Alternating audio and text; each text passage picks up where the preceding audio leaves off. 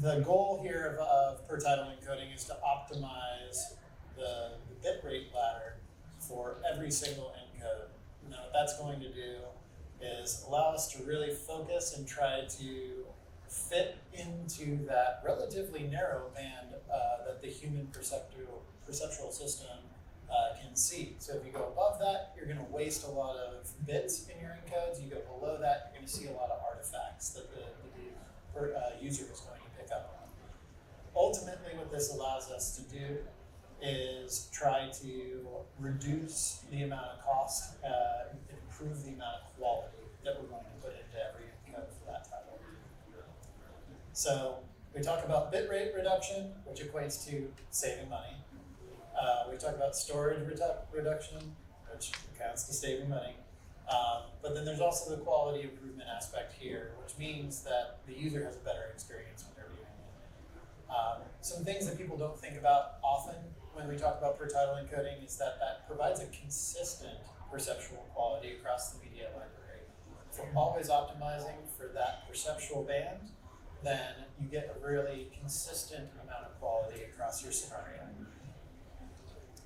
It also allows you to get better performance in low bandwidth scenarios because we're not including step sizes that you don't need, and it gets a better quality to those users who are in maybe reduced infrastructures or developing countries, etc.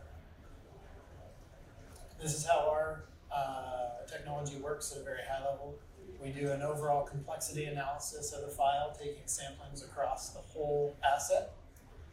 And then we do what we call a convex hull prediction, which ultimately accounts to doing a lot of sample encodes and using an algorithm to pick where all of those different bit rates and resolutions perform best, and then trying to draw the smoothest curve that we can within that perceptual band.